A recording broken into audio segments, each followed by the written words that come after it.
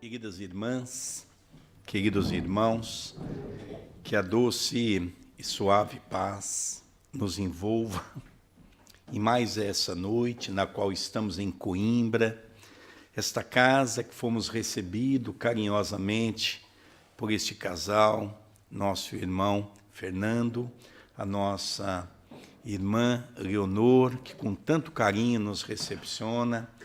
Agradecemos a companhia do nosso querido irmão Arnaldo Costeira e agradeço o carinho de todos que nos recebeu nessa casa com muito amor, com muita alegria, para falarmos de um tema muito importante: mediunidade na atualidade. Vamos relembrar que a Europa foi um palco de muitas atrações na época de Allan Kardec. Vamos relembrar que em uma das revistas espíritas, Allan Kardec diz: cada 10 pessoas que moravam na Europa, naquela época, de 6 a 7 eram médiuns de efeito físico. Bastava colocar a mão sobre uma mesa, os fenômenos aconteciam. Era algo maravilhoso. Vamos relembrar também que naquela época nós éramos muito pobres no campo do avanço científico, tecnológico. Vamos nos relembrar que naquela época não tinha luz elétrica. Vamos lembrar que naquela época nós não tínhamos quase nada da beleza que nós temos hoje. Vamos relembrar que as diversões eram poucas. As diversões se faziam diante da música, dos barzinhos, das reuniões sociais. Éramos limitados naquela época. E eis que a mediunidade, ao se apresentar de uma maneira tão comum, o homem passou-se a imaginar que era uma energia que ele doava. Até então, ele não estava totalmente errado. Ele não estava totalmente equivocado. Ele só não sabia que essa energia precisaria também ser auxiliada por uma outra energia do cosmos, uma outra energia do mundo espiritual. Mas fato é que as reuniões eram comuns nas casas, nas residências. As pessoas se reuniam para ver as mesas girarem. Um vaso de flor aparecia sobre a mesa, um doce, um anel. Era uma coisa fantástica. Estudava-se na época o magnetismo. Vamos também nos relembrar que a medicina, naquela época, era muito pobre. Só para nós termos uma ideia, não tinha sequer a anestesia. As operações que os médicos faziam de uma maneira muito precária era auxiliada pelos magnetizadores. Eram os magnetizadores que faziam o papel através do auxílio da magnetização, ou seja, muitas vezes até faziam a questão da hipnose para auxiliar aquelas pessoas. Então nós percebemos que era muito bonito, até que Allan Kardec, de 49 para 50 anos, já um homem formado, um homem benquisto não só na França, mas em toda a Europa, um seguidor de Henri Pestalozzi, um homem que instituiu o método pestalozziano não apenas na França, mas também na Alemanha.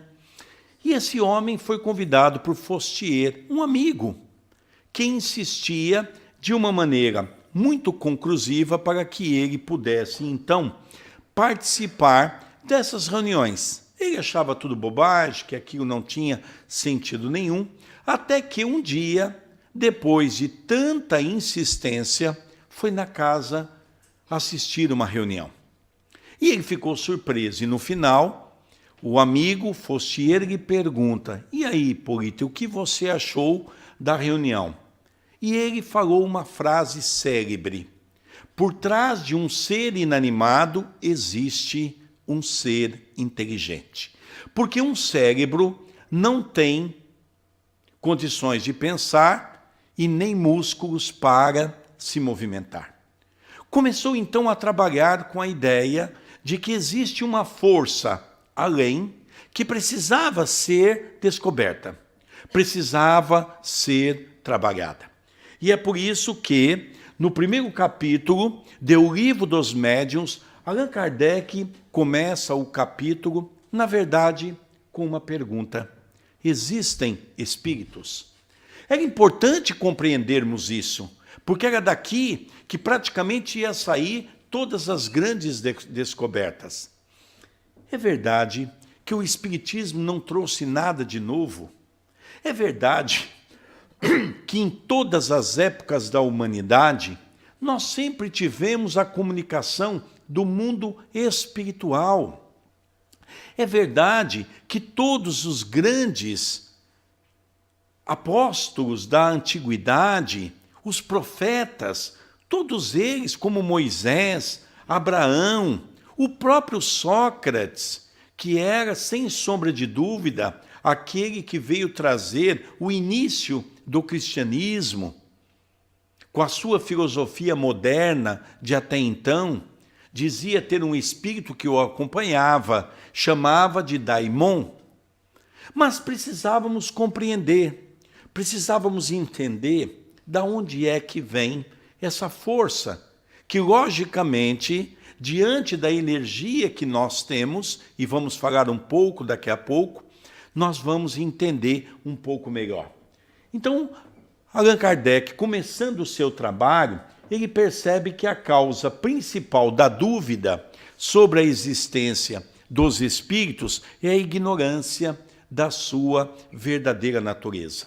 Ou seja, nós não conhecíamos o mundo espiritual. Era algo desconhecido para todos nós. Precisávamos entender esse capítulo, precisávamos entender um pouco melhor a participação do mundo espiritual.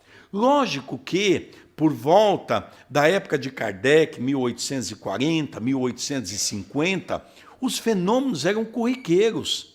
Houve a necessidade de reencarnar uma quantidade enorme de médiuns para podermos então entender esse outro mundo que está ao nosso lado, muito próximo de nós, mas que nós não entendíamos. Então era a nossa ignorância com referência a essa condição.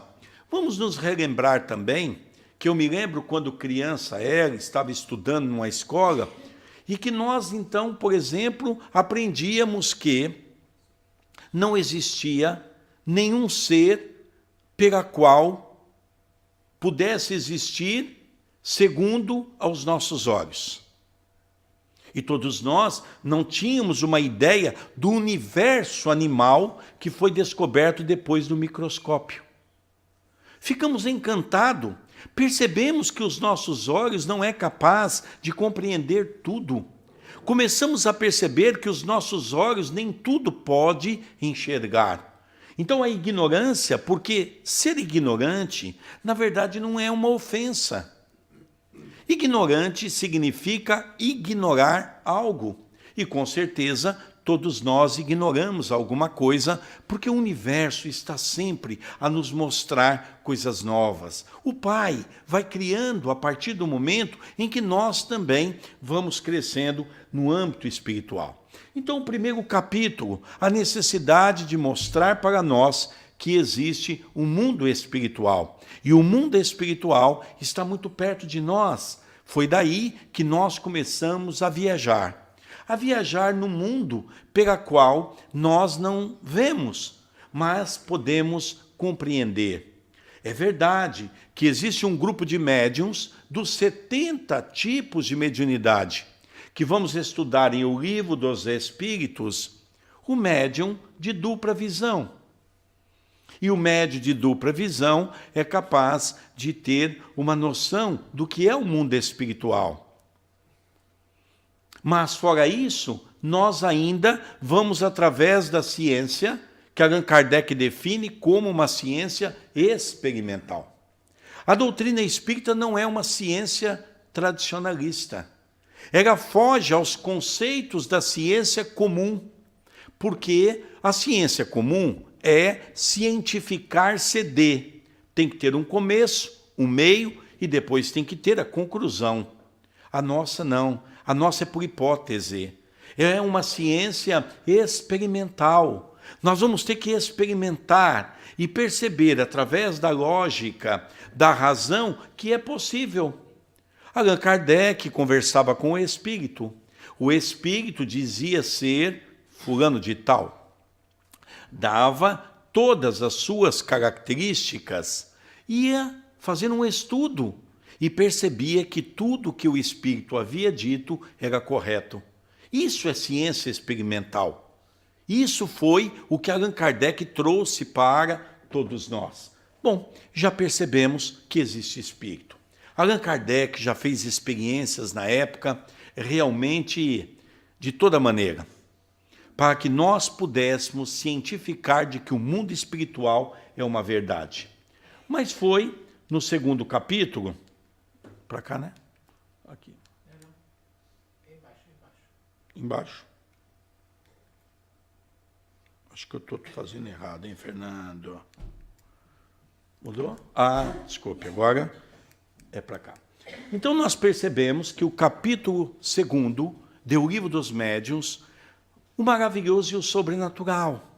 Quantos de nós, ao chegarmos à casa espírita, logicamente pela dor, quantos de nós realmente tínhamos até então a ideia de que toda manifestação espiritual ela entrava no campo do maravilhoso e do sobrenatural? E Allan Kardec vai estudar essas duas palavras. O que é maravilhoso? Nós temos que entender. O que é maravilhoso segundo vós? Aquilo que é sobrenatural. Mas e o que entendeis por sobrenatural? É contrário às leis da natureza. Ou seja, o sobrenatural é o natural desconhecido. A partir do momento que todos nós começamos a entender que o mundo espiritual é simplesmente o homem que viveu na Terra, perdeu o seu corpo e retornou para o mundo verdadeiro. Qual é a diferença de nós que aqui estamos, num corpo físico, e do mundo espiritual que está aqui à nossa volta? Todos nós somos espíritos, com uma diferença. Nós vamos identificar como alma, ou seja, um espírito encarnado. E os espíritos que aqui estão, nós vamos definir como espíritos. Então, o que é o sobrenatural? É o natural desconhecido. A partir do momento que começamos a estudar o fenômeno, a partir do momento que começamos a entender a condição da espiritualidade, começamos a perceber que o maravilhoso e o sobrenatural não existe mais. Que nós hoje lidamos naturalmente com todo esse ponto para a nossa compreensão.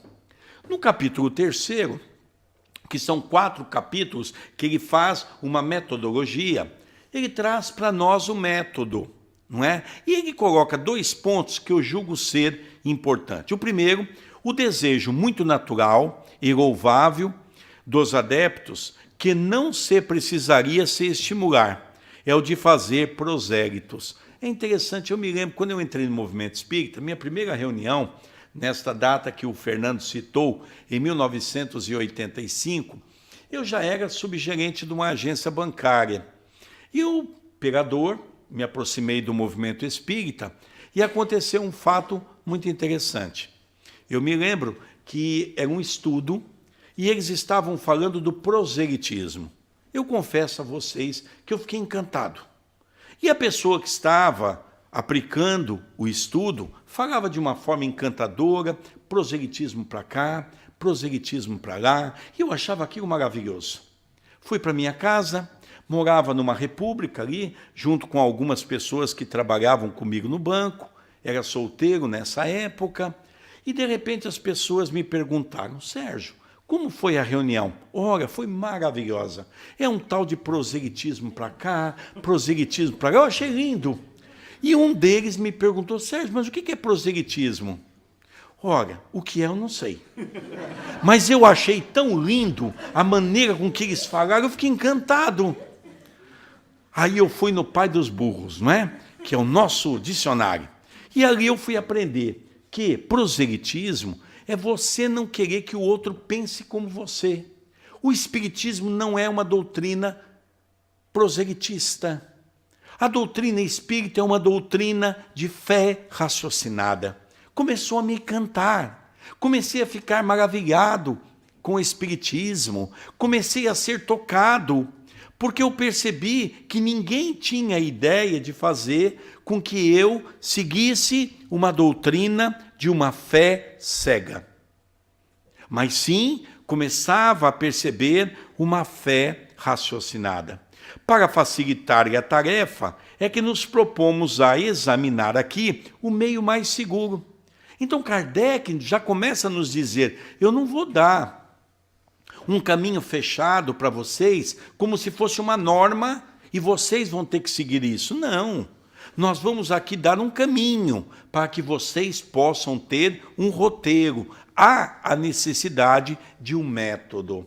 E ele continua dizendo: segundo pensamos, de atingir esse objetivo, poupando esforços inúteis. Ou seja, ele facilitou.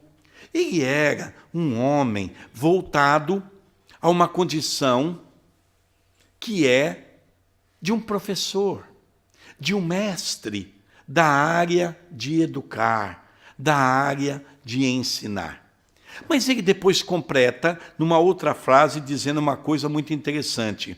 Dissemos que o espiritismo é toda uma ciência, toda uma filosofia.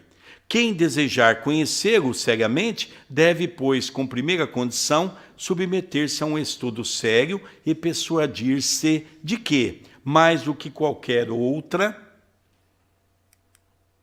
Mas aqui eu gostaria de que nós pudéssemos fazer uma análise.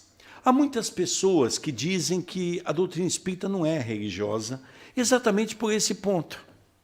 Porque Allan Kardec aqui fala claramente que ela é uma doutrina científica e toda uma condição filosófica. Mas nós não podemos estudar a doutrina espírita sem olharmos o conjunto da obra, sem olharmos a grandeza de toda a obra. Eu vou fazer-me referir que a terceira obra, inclusive a que veio depois dessa, é o Evangelho segundo o Espiritismo. E quem lê a Revista Espírita, que não tem como falar de Espiritismo sem ler os 12 volumes da doutrina da Revista Espírita. A Revista Espírita, Allan Kardec publicava todos os meses, de uma maneira ininterrupta.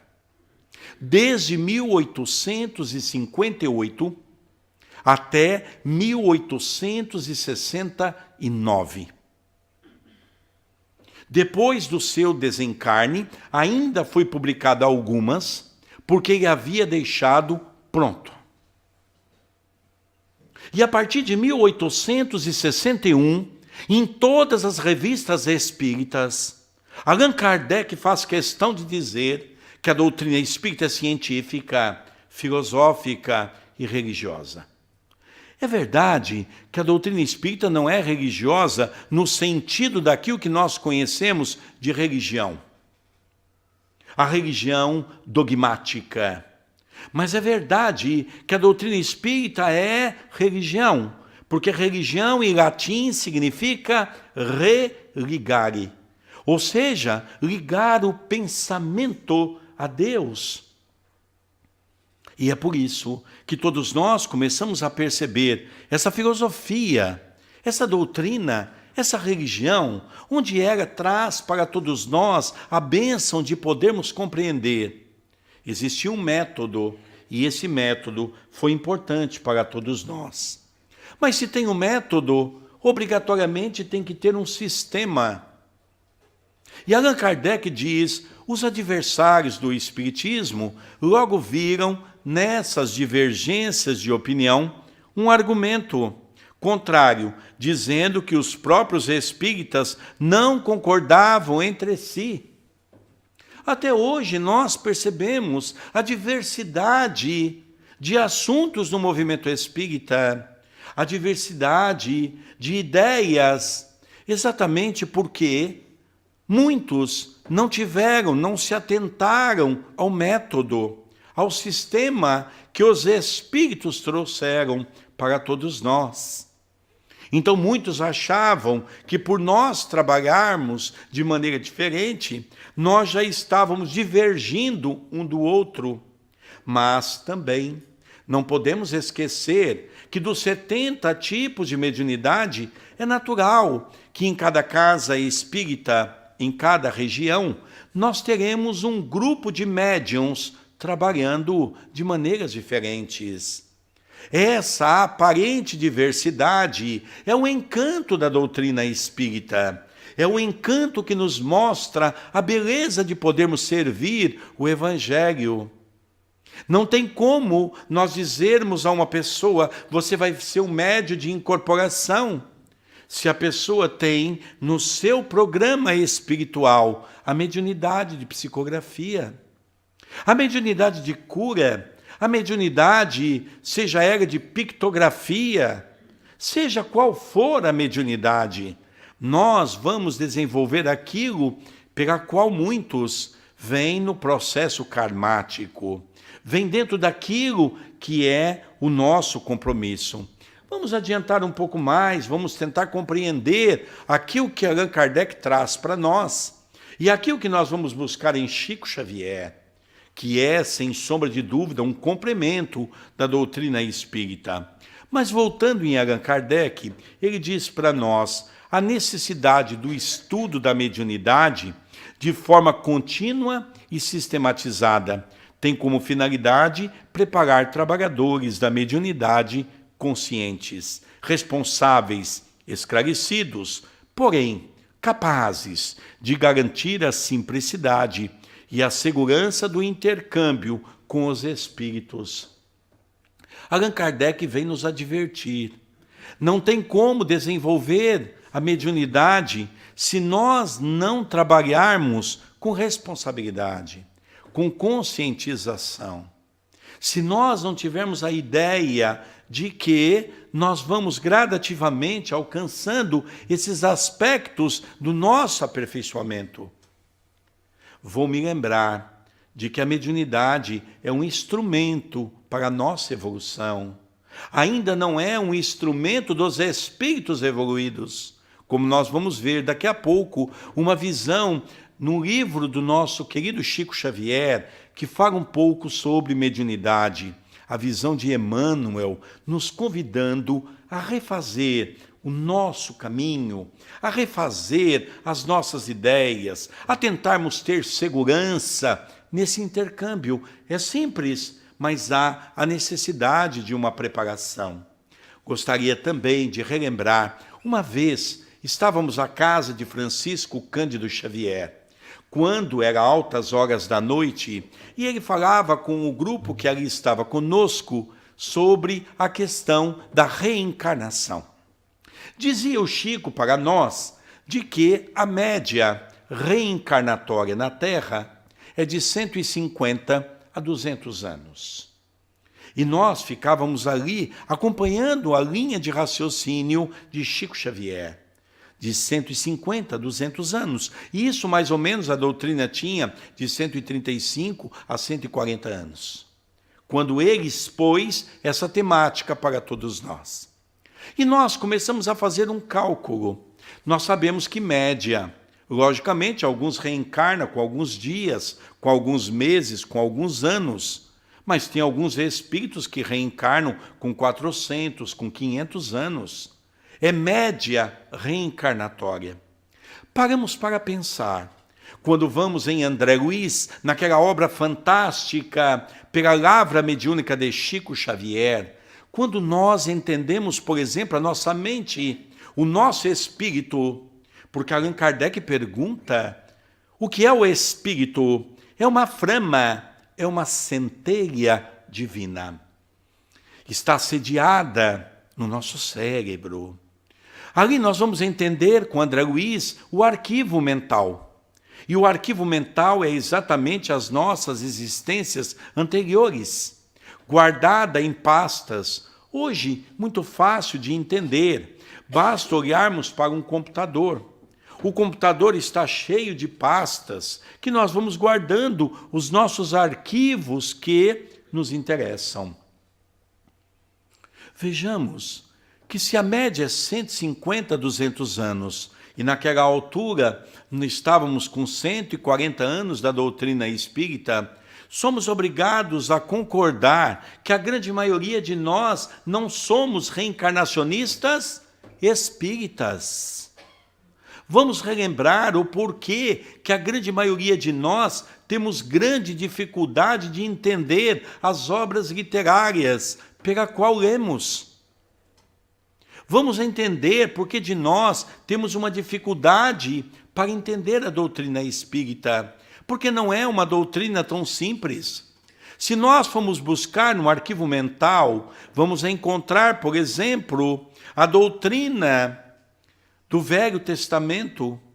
E se começarmos a ler, vamos perceber que é algo que não é tão estranho para nós. Se pegarmos, por exemplo, uma doutrina de Abraão, nós vamos perceber também que nós já tivemos por lá, temos arquivo mental. Se nós pegarmos, por exemplo, os nossos muçulmanos, o Alcorão, nós vamos perceber que se lermos algumas páginas, ela está identificada dentro de nós. Se pegarmos alguma coisa dos budistas, com certeza, em alguma existência, já passamos por lá. Como já passamos pelo catolicismo, como já passamos pelas doutrinas evangélicas. Fato é que a doutrina espírita precisou ser Allan Kardec trazer palavras novas, para conceitos novos. Por isso não é uma doutrina tão simples de se entender. Por isso a recomendação de Allan Kardec e dos espíritos, para que pudéssemos ler um pouco mais, compreendermos um pouco mais de uma maneira sistematizada. Não se conhece o espiritismo lendo meia dúzia de livros. Doutrina espírita é uma doutrina que nós estamos pegando o hábito de leitura para compreendermos toda essa grandeza. Mas há uma mensagem de Francisco Cândido Xavier que eu gosto muito. Faz retratar um pouco a nossa condição. Ele diz: os candidatos ao trabalho mediúnico, junto das criaturas humanas, precisam refletir com segurança e discernimento, antes de abraçá-lo, conscientes de que se encontram diante de um dos trabalhos mais importantes que nós temos na atualidade. É uma recomendação de Chico Xavier, da espiritualidade amiga, mediunidade, depois de aberto a glândula pineal, depois de nós começarmos a desenvolver os aspectos, não tem como fechá-la. Não é, por exemplo, como um trabalho de sopa que nós iniciamos. Daqui a pouco não deu certo, paramos. Não é como um trabalho qualquer. É um trabalho que depois de iniciado não tem como retorno. E eu vejo a grande preocupação de muitas pessoas em querer ser médiuns.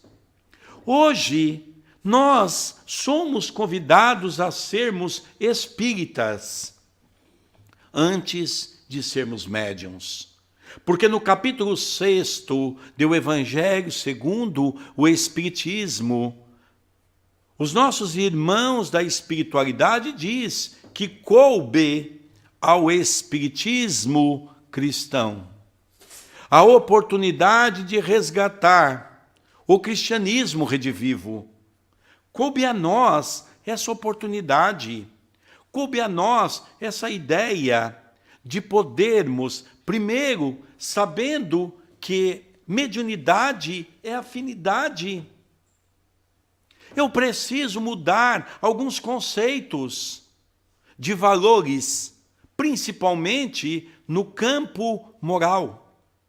Chico Xavier tinha um hábito de dizer que um homem é semelhante a um pássaro que desenvolve as suas duas asas para poder dar bons voos, a asa da moral e a asa intelectual. Se não desenvolvermos as duas, não poderemos dar bons voos. E é assim que nós começamos a perceber que mediunidade é uma tarefa muito complexa. É bonita, nós vamos ver um pouco mais à frente, mas tem que ter o discernimento, a segurança, como ele diz, antes de abraçarmos a causa, para podermos entender o que é mediunidade. Allan Kardec, ele dá, de uma maneira muito interessante, duas visões sobre mediunidade. A primeira é, todo aquele que sente, num grau qualquer, a influência dos espíritos é por esse fato médium. Essa é uma pergunta que todos fazem. Eu sou médium? Allan Kardec explica para todos nós. Dos 70 tipos de mediunidade, logicamente, nós vamos perceber que sempre vamos nos enquadrar em alguma. Todo aquele que sente, num grau qualquer, a influência dos espíritos é por esse fato médium. Nós sonhamos, nós temos sensibilidade.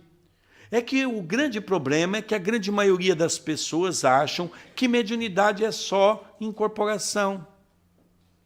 Se nós pegarmos, por exemplo, dos 70 tipos de mediunidade, vamos pegar uma característica do médium escrevente, que hoje nós chamamos de médium psicógrafo.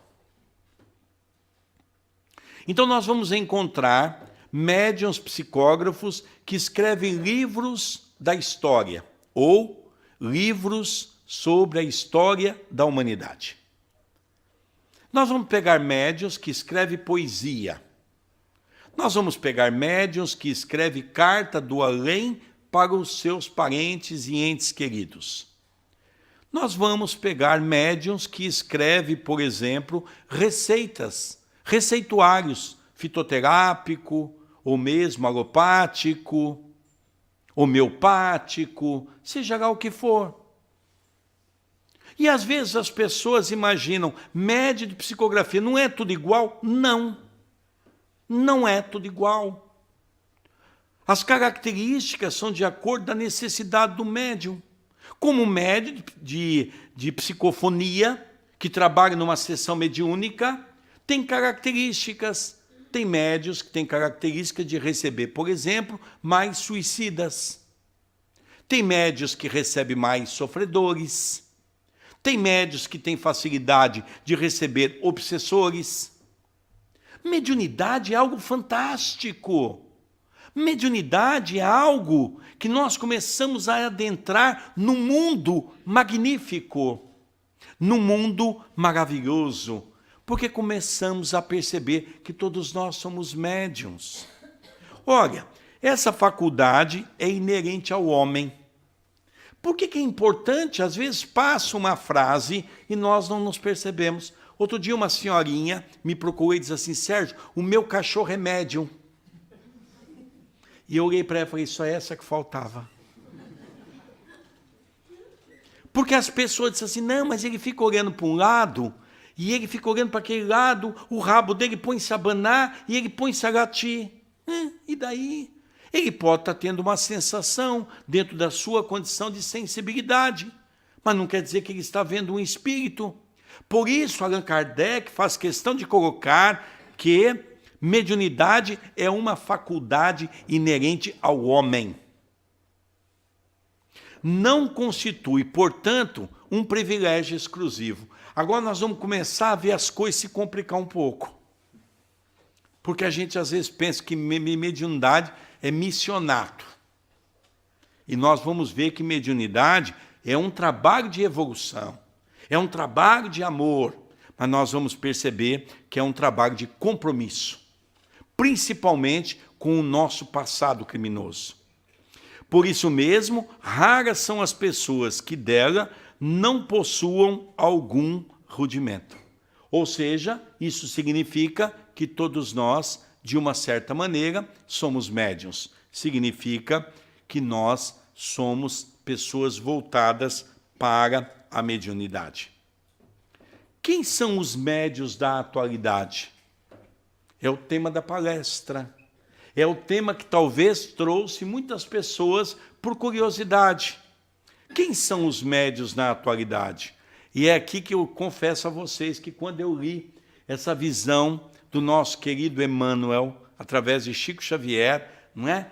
Há um ponto de interrogação dentro de nós, não é?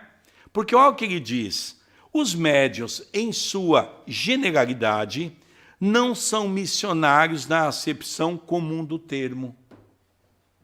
São almas que fracassaram desastradamente, que contrariaram sobremaneira o curso das leis divinas e que resgatam sobre o peso de severos compromissos e ilimitadas responsabilidades o passado obscuro e delituoso.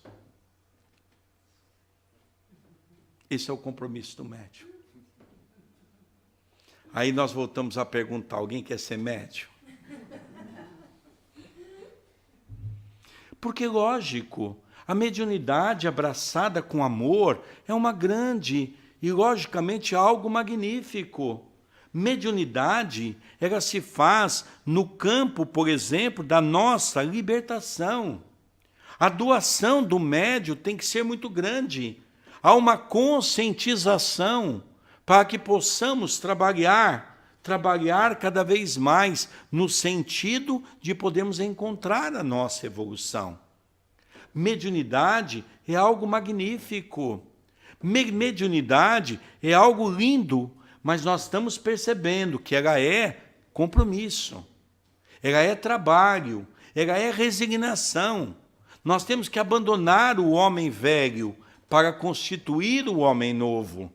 Nós temos que, muitas vezes, abandonar o mundo, abandonar as coisas que o mundo nos traz, para podermos, então, compreender esse aspecto tão importante, que ontem nós fracassamos, e hoje temos a oportunidade de nos reencontrar perante as leis divinas, para fazer da mediunidade o auxílio para aqueles irmãos que ontem nós mesmos o jogamos à sarjeta, que ontem nós machucamos, hoje estamos aqui nos propondo a aplicar um passe, a fazer um trabalho especial no campo da cura, onde todos nós estamos procurando trabalhar com afinco, é verdade, mas é importante que nós estamos no mundo de provas e expiações. E estamos no mundo de provas e expiações, à busca de entender esses quesitos que são importantes. Continua dizendo Emmanuel, a mediunidade não deve ser fruto de precipitação nesse ou naquele setor da atividade doutrinária, porque em tal assunto a espontaneidade é indispensável, considerando-se que as tarefas mediúnicas são dirigidas pelos mentores do plano espiritual.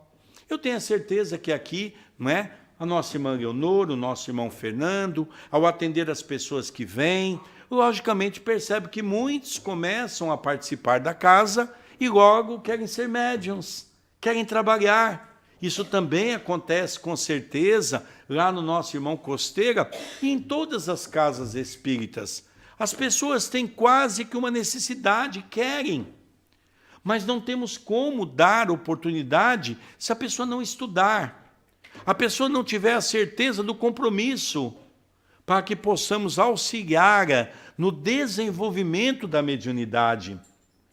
E a mediunidade, ela é algo espontâneo. Não precisamos forçar o desenvolvimento da mediunidade, não é? E sempre lembrando que quem dirige os trabalhos de uma casa espírita são o nosso plano espiritual. Os benfeitores amigos, são a eles que, logicamente, tudo vão acompanhando para que as coisas possam se acarretar da melhor maneira possível. O primeiro inimigo do médium reside dentro dele mesmo. É interessante que a gente acha que o nosso inimigo é os obsessores, não é? Uma vez eu atendi um obsessor na nossa casa, Fernandes, foi um caso muito interessante. E ele estava muito bravo. E foi uma coisa interessante que ele falou para mim, olha, eu tenho que confessar uma coisa para vocês, e isso aí eu sou obrigado a reconhecer. Tem uns médios aqui que é tão ruim, mas tão ruim, que nem nós conseguimos chegar perto dele. Um obsessor falando uma coisa dessa. E o pior é que nós jogamos a culpa tudo no obsessor, não é? O católico joga a culpa no diabo, o evangélico joga a culpa em Satanás, e os espíritos agora acharam o coitado dos obsessores. E no final da conversa ele falou assim, olha, vocês são tão ruins que no final das contas, quem paga as contas somos nós. Porque vocês ficam falando que é nós que fazemos. Tem uns aí que nós não precisamos nem fazer. Vocês se destroem sozinhos. É isso que exatamente vem nos colocar. O primeiro inimigo do médium reside dentro dele mesmo. Como é que eu vou desenvolver mediunidade se eu sou um cara altamente negativo? Ô fulano, como é que você está? Mais ou menos. Ah, mas e a vida, como é que vai? Daquele jeito. Já imaginou um atendimento fraterno? Chega uma pessoa com aquela dificuldade, seu atendente. Subentende que você vai ter um amigo espiritual do teu lado. E aí você vai lá e cumprimenta a pessoa. E aí, meu irmão, como é que você vai? Não, eu tô ruim. Eu vim aqui porque eu tô ruim. Aí a pessoa já pergunta, e você? Mais ou menos. O cara já fala, mas peraí, eu saí do ruim para ir para o mais ou menos? Para onde que eu vim? Aí a pessoa começa a contar o problema. Aí começa a contar o problema para a pessoa. Ah, meu filho, isso não é nada. E em casa está muito pior que isso. O cara fala, meu Deus, para onde que eu vim? Para uma casa espírita? Isso aqui é coisa de louco, ele está pior que eu. E o pior é que tem caso que o necessitado dá uma consulta para o atendente. E o atendente, no final, chega em casa e fala para a mulher dele assim, eu estou tão bem hoje. Lá no centro, uma pessoa me confortou. Era ele que era para confortar o coitado. O coitado confortou ele. Então, nós precisamos entender, nós precisamos primeiro nos conhecer. Jesus diz, conhece-te. Aliás, o nosso querido Sócrates disse para nós, conhece-te a ti mesmo. Será que nós nos conhecemos? Acredito que não. Nós precisamos nos conhecer. Nós precisamos desenvolver a fé. Nós precisamos acreditar. Porque nós espíritas sabemos, e o estudo é importante, por quê? Porque nós sabemos que aqui não tem ninguém vítima. Aqui não tem ninguém vítima. Se você se acha vítima, você não é espírita. Você não entendeu o espiritismo. Porque o espiritismo vem, através da reencarnação, mostrar a lei justa de Deus, a lei magnífica do Pai, aonde Paulo já dizia, o plantio é livre, mas a colheita tornar-se-á obrigatória. Quando vem a dor, nós vamos, logicamente, fazermos uma prece e dizer, Senhor, dai-me força, dai-me coragem, para suportar esse momento difícil. Sei que é uma colheita que tenho que passar, e tenho que fazê-la, vou fazer com amor. Agora, nós precisamos entender essa questão, compreender quem nós somos. E o personalismo, a ambição, a ignorância, ou a rebeldia no desconhecimento dos seus deveres à luz do Evangelho. Por que a grande maioria das pessoas sucumbem?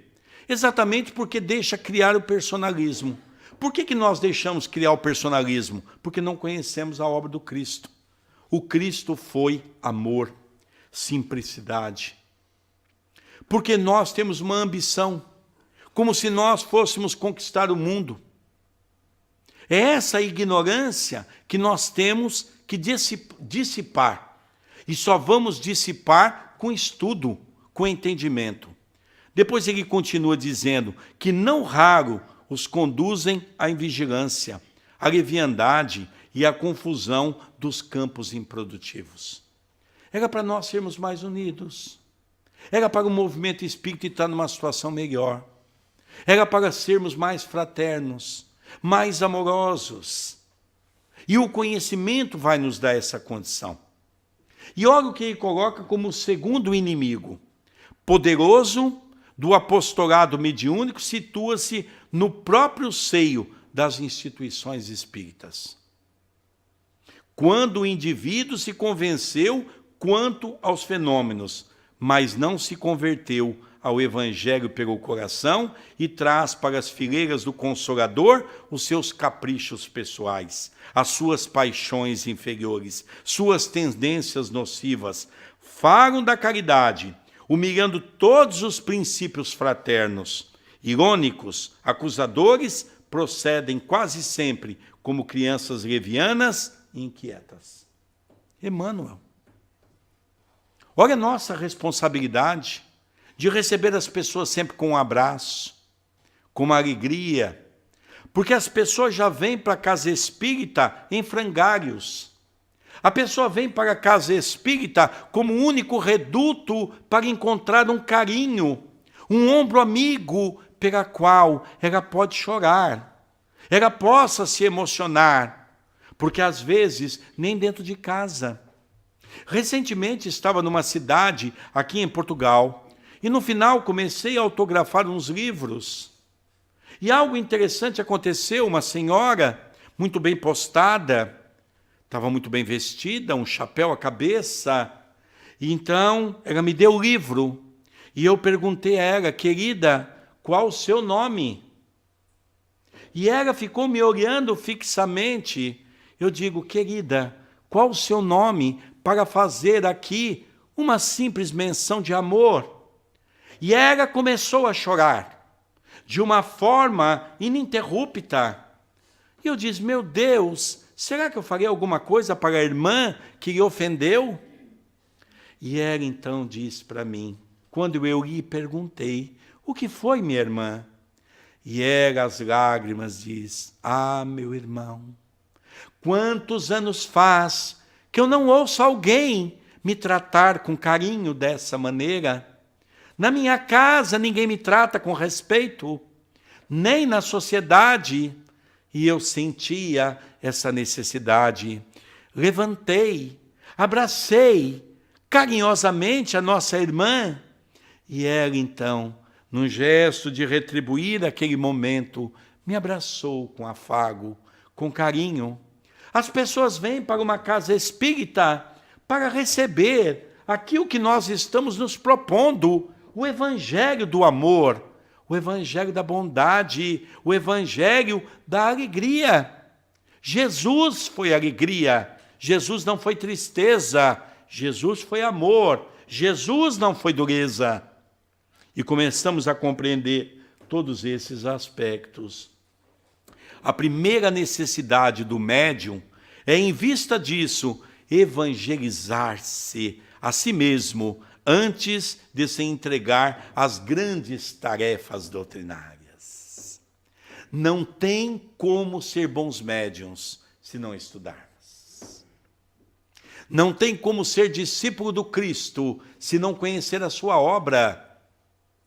Não tem como desenvolver o amor para com o próximo se nós não fizermos o exercício em nosso cotidiano.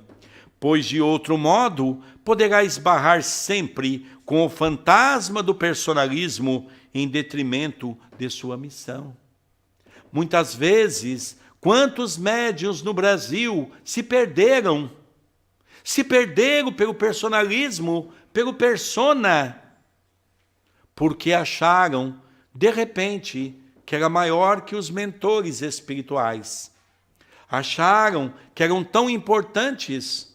E isso não é nada novo. Quando nós estudamos o livro Os Mensageiros, que é o segundo livro de André Luiz, eles vão nos narrar aqueles médiuns que vieram altamente preparados de nosso lar. Iam reencarnar no Brasil para a implantação na década de 20, na década de 30, na década de 10, para poder implantar o Evangelho, mediunidade esplendorosa, Alguns seriam presidentes de centro, outros seriam médios de incorporação, outros seriam doutrinadores. E eles começam a contar os seus fracassos. Começam a contar que eles voltaram para o mundo espiritual em sofrimento, em dor. E nós hoje podemos, de uma certa maneira, avançarmos com todo esse conhecimento, nos prepararmos, procurarmos ser humildes para trabalhar em nome de Jesus, em nome do Senhor. E partindo para o encerramento, nós temos essa última mensagem. O médium tem obrigação de estudar muito, observar intensamente e trabalhar em todos os instantes pela sua própria iluminação. Nós não vamos ser médios numa casa espírita. Nós vamos ser médios no nosso lar, que é onde nós temos os desafetos de ontem, que é onde nós temos os maiores problemas. Nós vamos ser médio na fila de banco, naquele dia que tem uma fila. Nós vamos ser médio quando estamos dirigindo e alguém nos corta de uma maneira violenta e quase bate no nosso carro. É verdade que aqui em Portugal, e principalmente aqui em Coimbra, o Fernando já me orientou que quando um carro nos passa em alta velocidade, quase bate na gente, a gente diz assim, vai em paz, meu irmão. Não é verdade, Fernando? Lá no Brasil, a gente faz uma referência à mãe do coitado. Assim, médium, nós estamos falando de médiums, não é? Vocês imaginam o resto da população como se encontra. Então, médium não é aquele que faz apenas o seu trabalho numa casa espírita. Emmanuel, no livro O Consolador, nos fala que nós temos que ser médium em todos os lugares. Para isso, temos que nos iluminar. Iluminar as nossas almas. Somente assim poderá habilitar-se para o desempenho da tarefa que lhe foi confiada. Quanto mais eu vou avançando no campo da humildade, quanto maior luz eu vou projetando dentro de meu coração, mais eu vou me tornando servo do Senhor.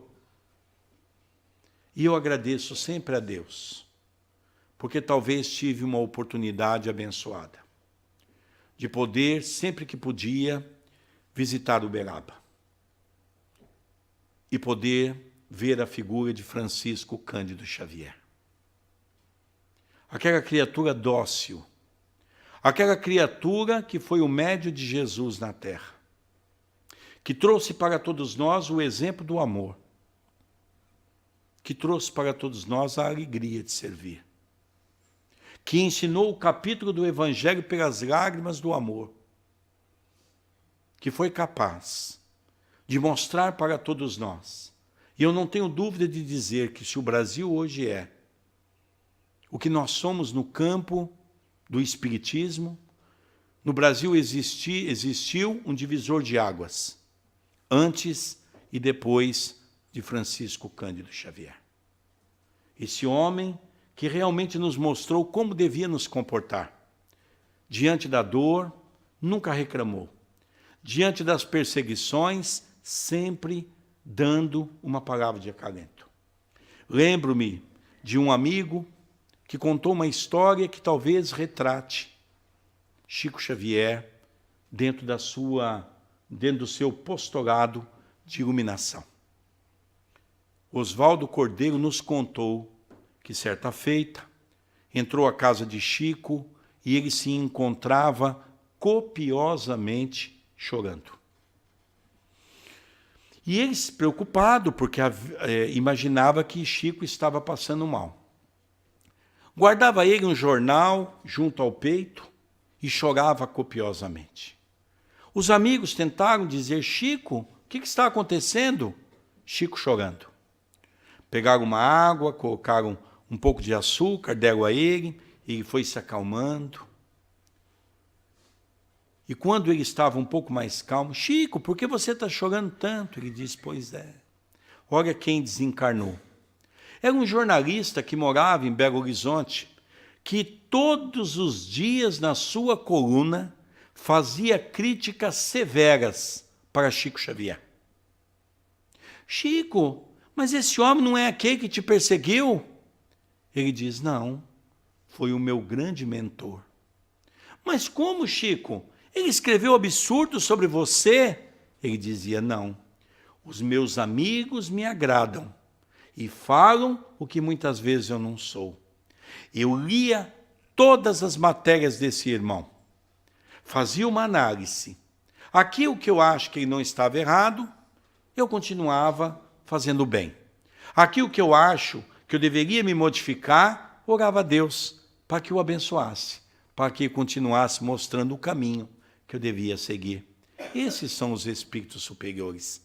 Os espíritos que nos ensinam, mesmo diante da dor, como devemos nos comportar pela iluminação de nossos corações. Que Jesus nos abençoe, nos guarde, nos ilumine e nos envolva hoje, agora e todo sempre.